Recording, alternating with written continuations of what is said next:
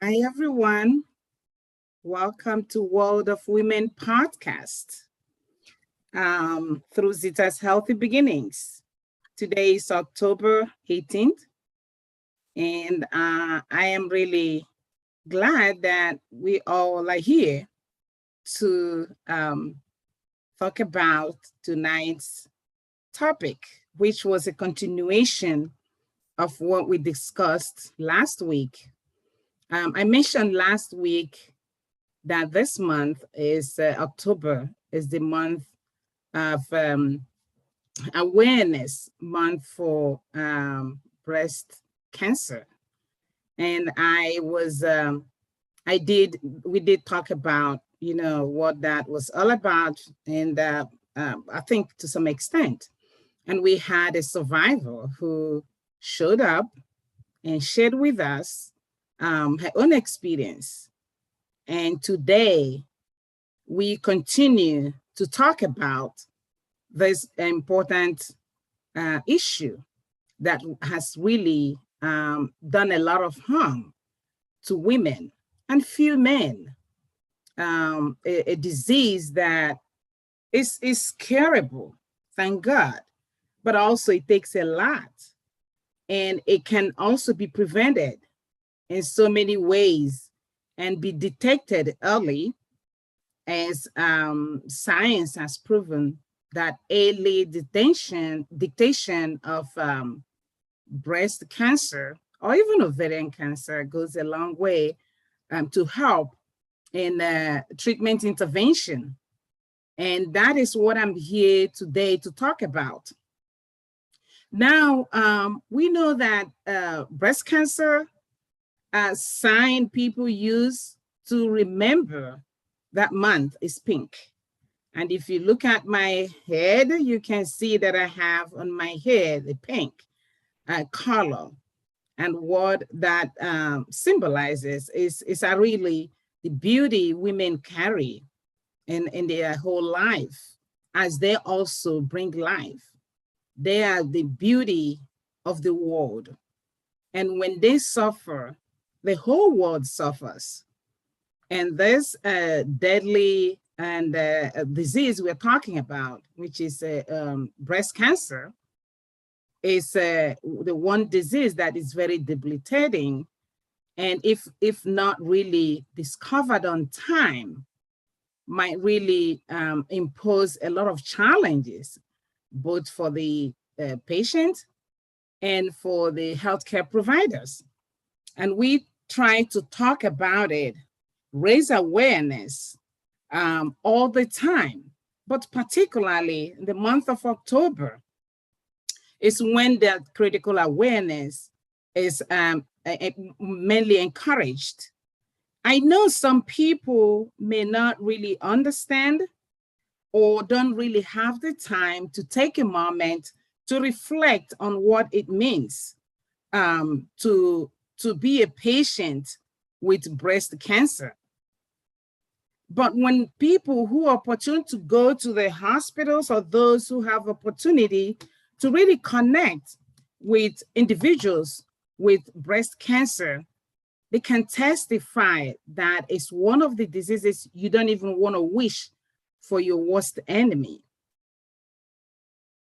Because both the treatment modalities and even the side effects of some of the medications can really wreak havoc on the life of a woman or a man that has breast cancer. And when a woman suffers from breast cancer or a man suffers from breast cancer, the whole family suffers. So we're not just talking about this woman has cancer or breast cancer, but we are also worried about the family. We're concerned about what happens in her family, immediate family, in her community, what happens at her job. These days, when women, any woman is being diagnosed who is pretty much in the workforce, let me take, for example, nurses. A few nurses, since I started my career, have been diagnosed with breast cancer. And most of them, sad to say, had stage 3. And these are healthcare providers. And once a patient somebody has that, they automatically have to leave their job. So when a woman leaves her job, a man leaves his job due to an illness like that, what does that do to their families? We know that women these days, 70% of women in the United States run single home families. They are the ones raising their kids. So the question is, if a mother who runs a family, single mom who runs a family, gets diagnosed, as I know few families that have been diagnosed with breast cancer, what happens to the rest of the family? How are they being sustained? Who takes care of them? And even when the woman is going through that treatment, what happens to her as a person? The psychological impact of that whole treatment, the spiritual impact of that whole treatment, not to talk about the physical impact. I shared last week how women, once they start taking care of going through the chemo, the first thing that goes is their hair. And we know hair is the beauty of a woman. And so when stuff like this happen, we're not just talking about just the woman or just the family. It becomes a community involvement, community concern, in fact, global community. As we know now, the risk of cancer, breast cancer in women, is increasing by the day. Granted that we now have some treatments that are innovative treatments that are really helping to improve the health of women and men, some men in this, with this kind of diagnosis, but we still has its own impact. The mortality rate has really reduced a little bit, but the question still remains, how do we collectively eliminate or reduce the risk of breast cancer in women? Last week, I also mentioned about some of the preventive measures that we could do. One of them is reducing the stress level, paying attention to what we eat, paying attention to our environment. Also, some of the drugs that people take. But one of the natural, most important thing that we have evidence shows that is really helping to reduce breast cancer, especially in the Black community and women, is for them to breastfeed their babies. Also, science have proven that the breast cancer that they have found in the Black population is more aggressive. Nobody knows the reason, but this is what they found. And therefore, it becomes, for me, it is critical that we pay attention to this situation and find ways to collectively raise even more awareness for our community and see how we can help them understand, ask questions, take preventive measures. And one of the preventive measures that we take or encourage people to take is doing their mammogram. We know some people now do mammogram twice in a year, especially if they are aware of family or hereditary. But also, there are some people who are developing this breast cancer with no family history at all. And that causes a whole lot of concern. We are wondering, so how are people getting this if no member of their family had breast cancer? And the answer is, when you think of the environmental issues that we are all battling, all the chemicals in our body care products, hair care products, nail care products, you find out that some of the carcinogenous elements are all contained in most of these products. And when people say, oh yeah, look at the level, it's very small. And I'm like, let me tell you, when you get a little bit here and a little bit there, which all of us are exposed to, it adds up. Let us just be aware of that little by little everywhere. You catch it from your food, the food you eat, from the air you breathe, from the environment, from your own house, from everywhere. Your work, some of the chemicals that are being used at work, we are all exposed. Some people are more exposed than others. And it depends also on the kind of work you do. For healthcare providers, we are constantly exposed to dealing with people's stress. If you're a healthcare provider, you're constantly exposed to dealing with people's health. And the healthcare system in the United States right now is really concerning. So a healthcare provider is always worried about how can my patient get better? And remember, that person also has their own individual problems. They might even have a family member dealing with that cancer or dealing with any other chronic situation. So this whole thing adds up. The exposure adds up. The susceptibility adds up. And you find out before you know it, well, people are too stressed. They start developing their own health issues. And all of that will add up and really contribute to people being susceptible to this kind. And so when people are talking about, oh yeah, this doesn't run in their family, how did he or she get it? So just think about what I'm just sharing right now, especially the stress level and the kind of food we eat and the kind of environment we're all exposed to. So what I'm trying to explain is very critical. It's something that you can also get more information about, whether from your doctor or from other healthcare providers, or even in the internet. When people go on the online, you get all kinds of information, but just be careful.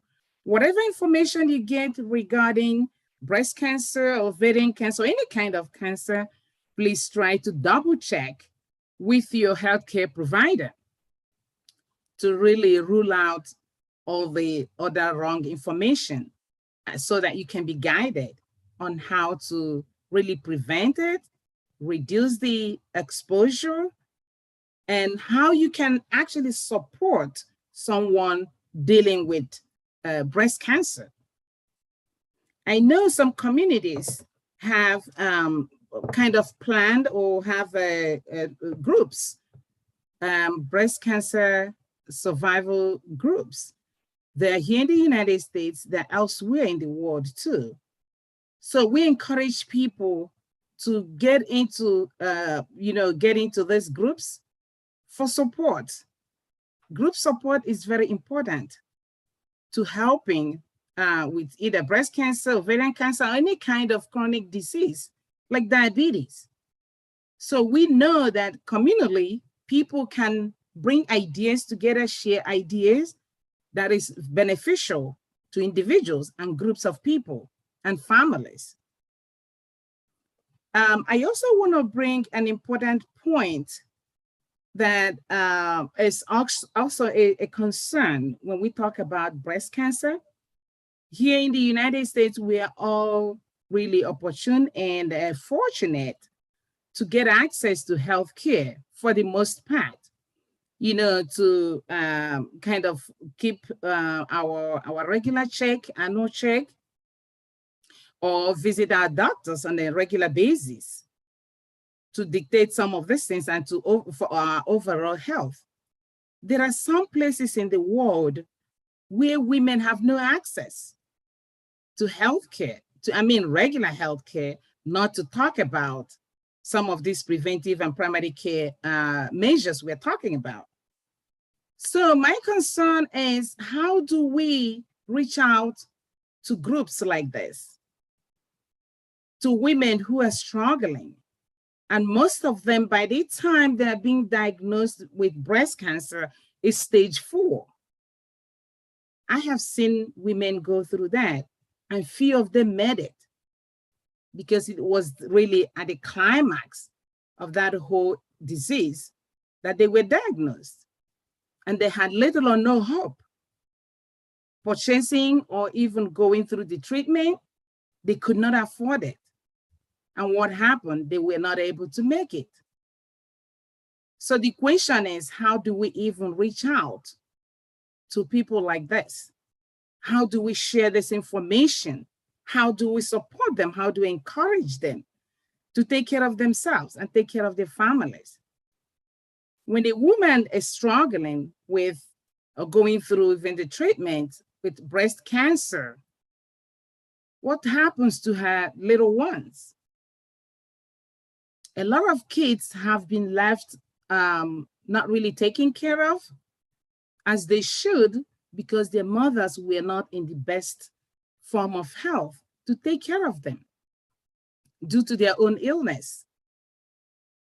So trying to prevent this problem, trying to provide support, the needed support, is very critical. Because once a woman is in her best form, best health, she has the capacity to take care of her family, take care of her community, take care of the world in her own way. And if she is not in that good health to do that, it trickles down, the impact trickles down to the family, to the community, and to the world altogether.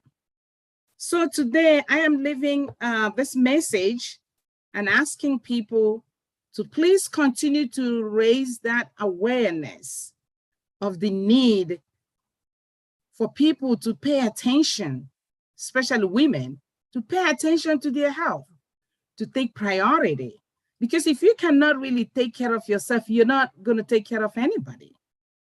And realize that once you are sick, it's not only you that suffers, a whole lot of us suffer. And that's why this is really very important to me and to all women, hopefully, that we pass on this information, share it among our circles, make sure that everybody understands what this need is. In this month of October, we have about 12 more days or 13 more days to go in the month. And we can really use this 13 days creatively in any way or shape that we affirm we can, to spread the news and let people be mindful, help them to get more information on breast cancer and how to take care of themselves, how to take care of their families. So I am actually going to open it up to the audience. If anyone has any contributions towards this crucial topic, please feel free to make your contributions. Or if you have any questions, we are here to tackle some of those questions for you. So Zita, I would say, wow, that was quite a run through of, I didn't really keep track of the bullet points and the different components of, where the awareness fits in and all the different elements of it, but it seems like it's something more than a dozen, different things. And I can even think of, you basically spoke to it, but I can re-wordsmith it in different ways, that I see it as an intergenerational concern and such like that. So, I guess in my life story, you know, I mean, yeah, I can reach this story specifically of breast cancer, but I guess for the point I want to make, in terms of like my mother didn't have breast cancer. She had pancreatic cancer. And, that was a little bit of a story of, in the house I grew up in, we stayed there until I graduated high school. And then as soon as the graduation stuff was going on and so forth, and we got that all in with the high school I was at, my mother already had her diagnosis and already starting her fight against pancreatic cancer. But the irony in that story was that my parents decided to relocate as soon as I was done with high school. And a little bit of my mother's aspiration was to move closer to my grandmother, her mother, so that she could take care of her mom. And what ended up happening is that, they bought the plot and they planned the building and they got everything in motion. And it wasn't too long after they made the commitment to move a couple doors down from my grandmother that my mother got her diagnosis. So it was like a role reversal, the whole inspiration to take care of mom, but it became mom again, taking care of my mother, her daughter. And so life takes these, twists and turns and surprises us and reminds us that there's things in the universe and the world that, we end up not having control over, and our story can change overnight. And you describe a lot of what I would say in some sense reactive, but yet it's kind of in this mantra of just go with what you got. As soon as you have new information about your health, like, there's potential risk there, like in terms of a screening or a self-examination or whatever, obviously part of the advocacy is all the things you can do when this comes into your newfound health history, which then becomes in the insurance world and so forth, pre-existing condition for you now. But I like a lot of the other stuff you presented because it really keeps it in balance. That even though a lot of that stuff is, marketed and positioned as prevention, like say a self-exam or in all the screenings, obviously when something's detected, things from your health history have already progressed to the point that this stuff is showing itself. So like when you say diet, it's always coupled diet and exercise, because the idea is flow. So, in our capillaries, or sometimes it's described as microvessels, how well our cells, and our tissues can receive nutrients, receive the oxygen, get perfusion, they call it. So basically, as you breathe in and that oxygen goes into your pulmonary vessels and then becomes available to your full body system, your body's ability to deliver that at the cellular level is key and crucial. See, and what happens is that when within our body, there are cells in the tissues which are not getting this delivery, then it becomes susceptible and vulnerable to say cancer cells. So that this is the whole issue. So a lot of things play into that. You described a whole set of things, and yeah, definitely, like you say, environment in terms of, like, say, our mobile devices.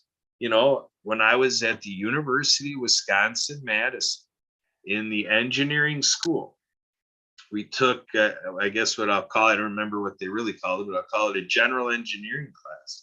And one of the things they talked about is a little bit of where when you're going in engineering, you can enter into some of these social responsibility things, as I'll call it now. Again, I don't know how the professor delivered it. I don't remember that closely. But one thing he said was, like, in the discipline of electrical and computer engineering, you got this circuitry and you're using like now 5G and, all this stuff. You're putting all this stuff into the electromagnetic fields, which you learn about as an electrical and computer engineer because you're contributing to that. And now this was back in the 90s, folks. I was at UW-Madison 1990 to 1994. And, so back then they already had a professor able to present to college students, University of Wisconsin-Madison, to say, these are things that are entering into the career that you're prospectively going into, getting a degree in this, and going out there and doing this engineering. Losing you there. What's that?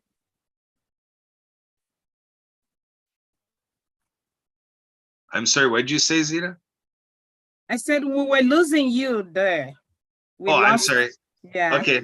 Well, thanks for the pause, because hopefully I'm back now. But again, now at this point in life, the decades later now, I keep hearing about that. And now being in disability advocacy with the Americans with Disabilities Act, there's actually protection for those that have sensitivity to EMS. Now, the idea is really 100% of us have sensitivity to electromagnetic fields and this radiation from the cellular towers. All of us have that sensitivity, but, I guess for, darn near all of us have the capacities within our systems to run through that process of purging it, at least to some level, where it doesn't give us symptoms and it doesn't, in our healthcare experience, show signs. So it goes hidden, the effects that it really has on us. But there's no doubt that these things that we do with technology have ongoing effects, because energy is everything.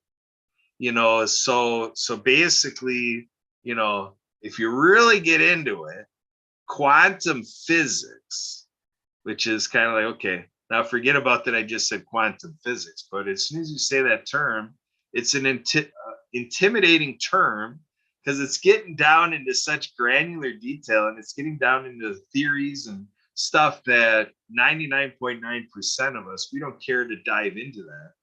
But the point is that, energy does matter. So like when they say, laughter yoga, and stuff like this, and we create these energies through our emotions and the power of a smile and stuff like that, and you start to feel a different energy inside. These things matter because, it's what we do to refresh ourselves, to rejuvenate ourselves, and, things like water source. So when you talk about some demographics, they say zip code matters.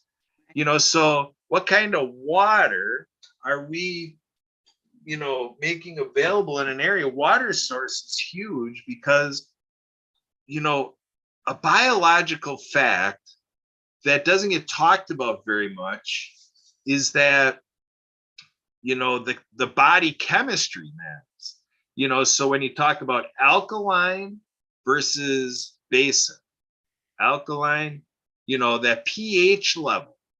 See, now that matters. See, and now you're talking about ions. So now we're back to energy, but it comes from the body chemistry. So the alkaline level of water matters.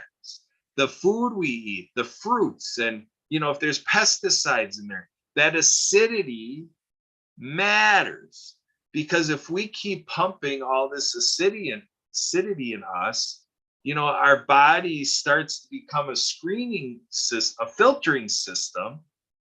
And that's not really the wisest thing, to put our body has some capacity for that, but it shouldn't be challenged by eating the oily, greasy foods and all the desserts and all this stuff. What we put in, I have fun saying it, in our pie hole what we put in there matters, and what we breathe in here matters. The air, like you said, environment, all this stuff matters. So the idea is that when we get to a point of a self-examination or a screening that gives us the detection of a lump and such like this, a cyst, and all these things that we have to check out and get a biopsy, when things get to that point, we've already had this abuse of our cells and our tissue to a point where now it's built up that particular node in our body with whatever cell and tissue that represents it, however it amassed and has grown to. So that becomes the irony of our treatments, because when we go and we do chemotherapy, the idea is that the cancerous cells have become so strong that we are forced with the decision. It's kind of like war, like out there in the world, war. You go out at war and unfortunately there's collateral damage. And that's what's happening with these therapies, is that you're like, there's going to be some collateral damage. We're going to be killing off a lot of cells, and not to talk against it. I don't want that to be the message, because, when you get to these points, you got a decision, because it's like war. It's like, that's why they call it a fight, the good fight, because you're starting to make a decision of how do you want to fight this, that there's cancerous cells going to work, doing what they're doing, and the doctor's giving you some options. So you do want to consider all their options and understand them and make that decision that only you can make, and maybe reach to your immediate family and whatever, all those impacted. And somehow, however you make decisions in life, you make that decision. So it's definitely not going to be for me how you're going to make that decision. But this is what I'm adding to the conversation, is that it's an all hands on deck fight. And that's why we have these awareness months. So the other part of that is because of human nature, we have a challenge to maintain our attention. So the strategies these charities and nonprofits take is to condense it into a month, because with social media and so forth, there might be enough viral activity that it might get some propulsion and get out there and reach more people by condensing it in a month. But the need doesn't go away for the other 11 months. It's just we have our communication limitations, and these sponges between our ears, are limited. If we really could maintain constant attention, that's the thing we should do. So the idea is that if we have things that we're learning or things of relevance, in November, December, January, February, March, April, May, June, July, August, September, we should be putting that out there, because this should be the month that teaches us the action we need to take, and we take those opportunities as they provide themselves, and they have these conversations with families. So grandmothers should not be afraid to talk to grandchildren. Grandchildren should not be afraid to talk to their parents, and parents should be looking at, how are we doing in the family nucleus to make sure that our loved ones and our family members all understand these elements, because we get so busy and we have all this stress, and we kind of make this decision like you just hope everybody's okay, and it's kind of not me.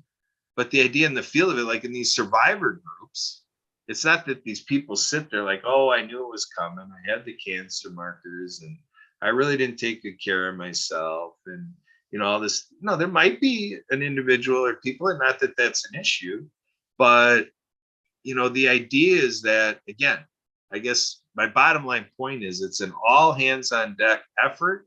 We got to be able to figure out how we're entering into our faith communities with this idea to take care of all of our faith community members. When we talk about our service groups, if we're saying some people are our friends, where are the opportunities that we're looking out? Because if we don't get these constant nudges, a lot of us will just, again, and then you talk about affording, right in my family. My wife has a job at a university, and she's got a health savings account, and we've got our own challenges to figure out how we're going to pay for everything we're doing, living beyond our means. And then some of these things really do get kicked down the road. And it's just kind of like, wow, what are we doing? But when we're worried about catching up to paying this and paying that, paying this, we're not thinking about how can we spend more money and go to that clinic and get this screening, even though that's what we should be doing. There's all these distractions that it's like, wow, it's been 3 years since I've been in there for that examination. So that's where friends and community and, environmental exposure of the message, to have posters and so forth reminding us. Because in marketing, I choose to say, from the thank you economy and nonprofits, so like Zita's bringing us Zita's Healthy Beginnings. Zita's Healthy Beginnings should be thanking every individual that makes the work of that nonprofit work 7 times throughout the year.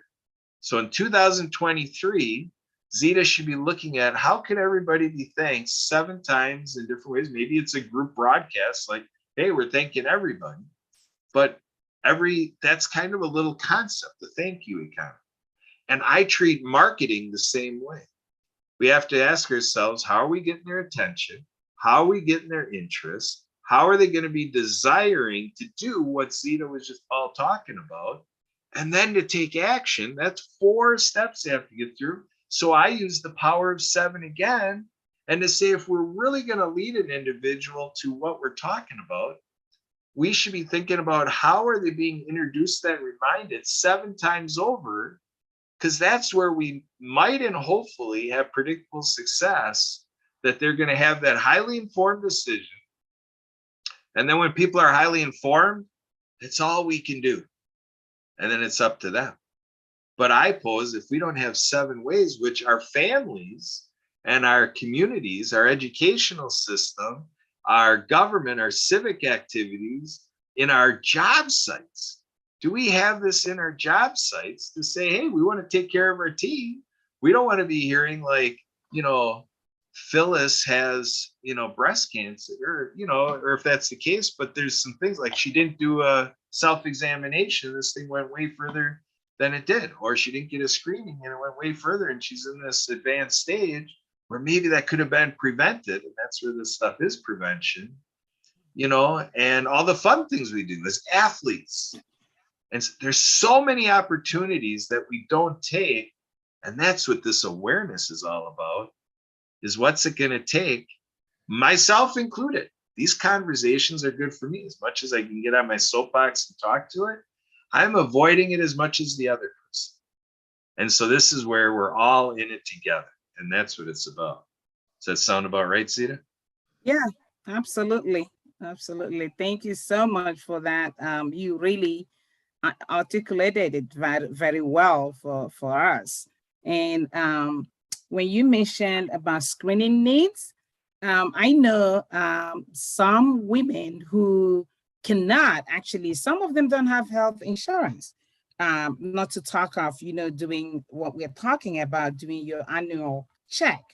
So, but I do know that if anybody is looking to, to do breast screening and they don't have access to, health insurance, they can reach out to me. We have some organizations now that are really offering women, free breast screening, mammogram. So, and I'm glad that we have people dedicated to helping other women to get themselves checked, to be in good health. So if you know anyone who is wanting to, do their screening, but they can't afford it, we have some organizations out there who are willing to help, to in different states. I think they're in different states, and they're really interested in knowing some group of women who are in need. And so please, as we share this information, we want the whole goal is to get as many women as possible to get their regular checks every day, to do their self-exams, to pay attention to their health, especially the environment, as we have already shared. to the food you eat, to how you really live on a daily basis, and find ways to stay healthy for yourself, for your family, and for the community. We all care and we want to continue to care for one another. And this is one of the ways that Zita's Healthy Beginnings is engaging in this, spreading the word to make sure people get healthy and stay happy. So anyone else want to add something or has any questions before we round up? Well, thank you, Zita and Karen. This is a very important topic for everybody to know about and to support everybody. So I have a question. That's kind of what I have to say for the moment. Well, Emily, I'm going to ask you to say a little more. I'm going to ask you a question for the timeliness of this. Ladies and gentlemen, Emily is a proud participant in a planning committee, a volunteer. She helps the Autism Society of South Central Wisconsin, which has an absolutely marvelous conference coming up called the Integral Conference. And I know because Emily helped me attend it 2 years in a row, even though I had other things going on throughout the day, and I probably will this year too, but I kind of tune in passively, and then I'm more plugged into their social time after the time of the scheduled event, which is absolutely amazing. And this group is hardcore because they're not afraid to take something that I'm thinking would be like an hour social after a day of a conference. No, they go at least a few hours. I mean, they just keep going and going. I mean, this is an annual event that a lot of people look forward to, and they hyper consume it on that Saturday it takes place. But the reason I bring this up is you have the Autism Society of South Central Wisconsin having a major event. And Emily, with what we're talking about tonight, does the Autism Society bring this in to, help the community of people with autism to stay on top of these things and the particular nuances being a person with autism? Does that happen? I'm guessing not, but I'm just asking if maybe I can learn something that they are doing something that I'm not aware of. I'm not aware of anything like specifically on like breast cancer awareness or anything like that. I know they have a number of different programs, but I'm not aware of anything like specifically. Yeah, I can't talk today. Specifically, I don't think like specifically anything we were like talking about tonight, but maybe it's just something I could maybe bring up or anything like that to so for more discussion or having anything about it. Yeah, because it's an interesting dynamic of systems and bureaucracy and Medicare, Medicaid, such like this, where, the medical procedures have to be approved, and, some members that receive these benefits have maybe caregivers and so forth. And then you always, with medical appointments, it can be quite a process to, if somebody's not a driver and going so you become reliant on many other people to do their part. And, and I think that's another thing where being in the disability community, it becomes an added layer to the whole dynamic that I sure never appreciated until I dove into it a little bit 15 years ago, but more so starting a decade ago.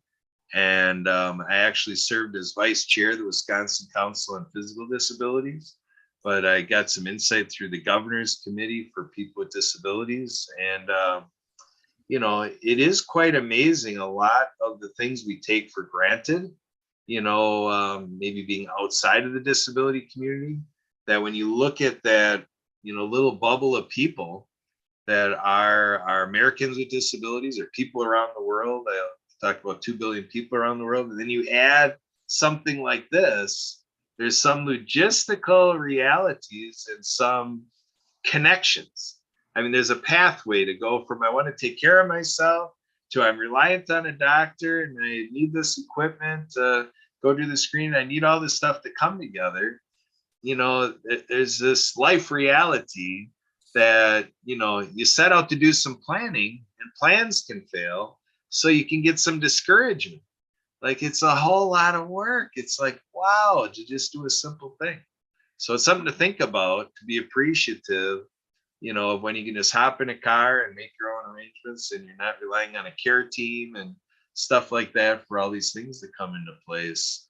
You know, that can affect some of the numbers because we might have some people who have other factors that I might say are rigged against them, unfortunately. Thank you all. Thank you, Kat and Emily, for the wonderful contribution to this topic. This podcast, as we know, is brought to us by the World of Abilities and in collaboration with Transform U Network and Park. We are always glad for the opportunity to use this platform to reach our audience. And we are very glad that we are all contributing to growing this podcast. And let us keep this information that we're sharing lively by sharing it with other people in our groups, in our homes, and in our circle to make sure that this information gets to pretty much every single person, especially women, and get them to really respond by taking responsibility for their own life. And we always like women to be at the forefront because we know what they represent, both in the family and in the society. And therefore, anything and everything that concerns them is really important and critical and priority to the world. Because when you have a caring, healthy mother, you have a healthy nation, you have a healthy family. So thank you all for your contributions. And I hope that we'll come back next week, Tuesday at 8 p.m. Eastern to continue this conversation and also listen to one of our presenters who will be also talking about health and the challenges and how to stay healthy. So thank you all and have a blessed week.